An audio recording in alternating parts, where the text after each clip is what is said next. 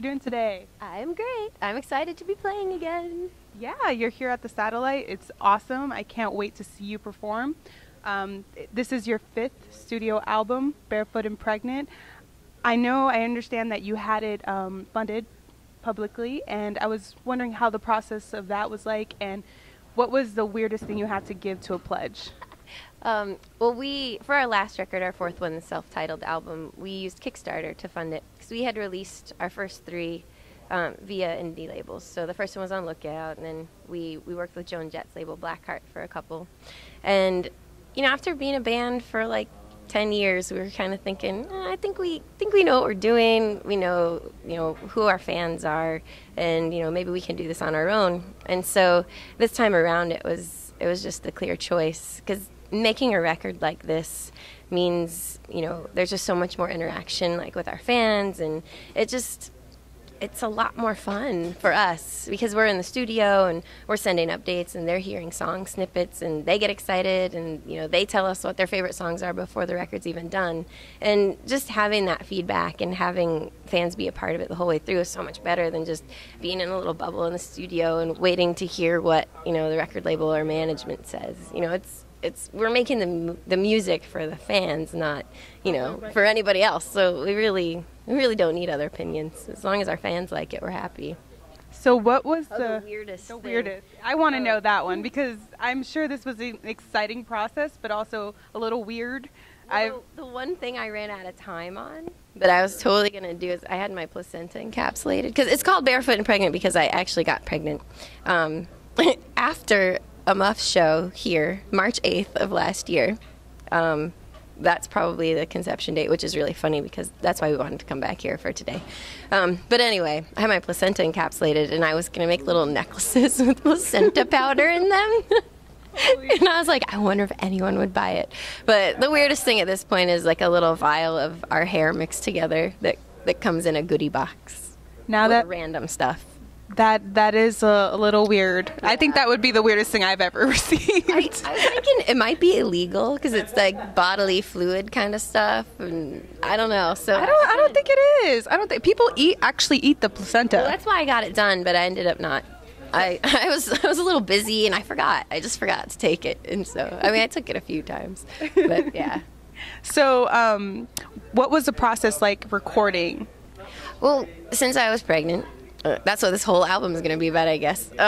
We had to find a different way to make this record. So we recorded it as we were writing it at home, in our home studio. And so, our writing process is usually, Lewis comes up with guitar riff, I kind of grunt out a melody, then we come up with words, then bass. Sometimes bass comes first if it's a really cool bass line. Sometimes drums come first. 2 songs on this record were drums first. Get Weird and Barefoot Pregnant were actually drums first. But we just kind of recorded it as we went along to drum tracks. And it was just a lot easier for me that way because, otherwise we book out like a couple weeks in a studio, but having like morning sickness and needing naps all the time and snacks and things, like it just needed to happen at my schedule this time. And the result, I think, is just a much more spontaneous and free sounding album because it was just me and Lewis, and we were having fun and not overthinking things. And, we had, like, the baby's due date was the due date for the record because I knew if we hadn't finished it by then, we were going to be in trouble. So, we just worked as quickly as we could, and it was just awesome. Like, I think the result is the most me and Lewis record we've ever made, and I love it. I'm excited to hear it. What do you feel was the biggest struggle over the 10 years of being with the Dollyrots?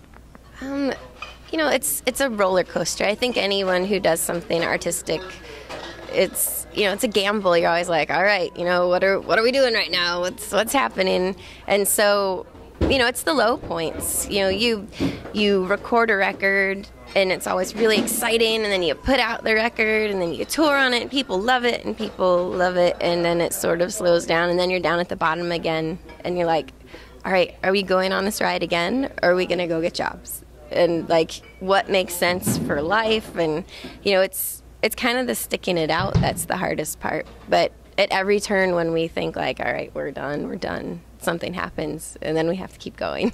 So what is your advice for struggling musicians such as yourselves, and what would you tell them to inspire them? Because I know a lot of musicians who struggle to find inspiration, and how do you find your inspiration? I just try to remember that it's not about us, that we're making music that makes other people's lives better. You know, we get messages all the time. It's like, I hate my job, but I put on my headphones and listen to you, and it's okay. Or, you know, your music got me pumped up for an interview or a date, or, you know, things like that. And so as much as it's really fun and cool to be in a band, like, it's also hard, but it's all worth it when it matters to other people. And so, you know, I think we're lucky that we have that, but even a band just starting out just you kind of have to stick it out and just diversify, find the new things that you can do. I mean, we started doing online shows on this website called Stage It, and we were so skeptical. We were like, who is going to buy a $5 ticket to watch us on their computer?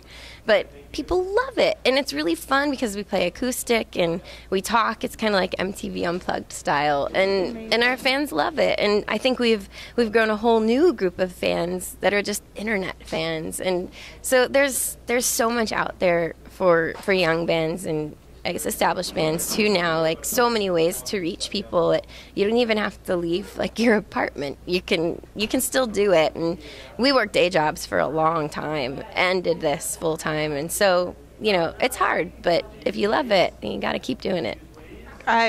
You inspired me. So now that we're here at the Satellite, what is your favorite song to perform?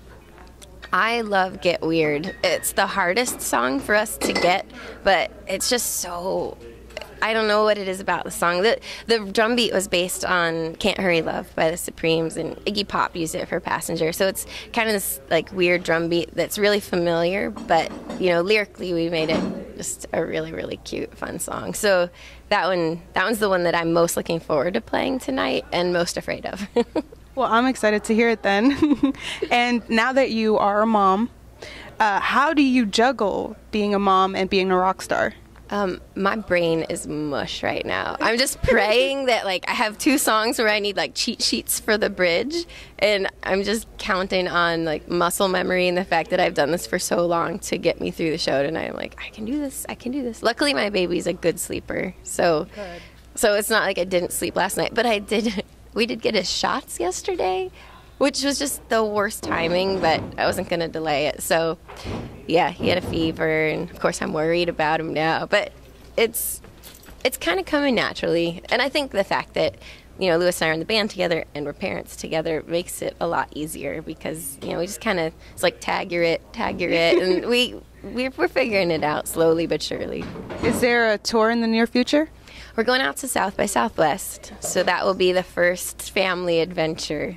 We have a friend who's a nanny. She's taking time off her nanny job to come with us. Wow. And she played in this band called Little Medusas and with the Groovy Ghoulies for a while. And so she's used to touring too, so it'll be fun. We'll see how little guy does. So far he likes flying, so hopefully he'll like road. I'm sure he's going to be a little rock star himself. So final question, who is your muse?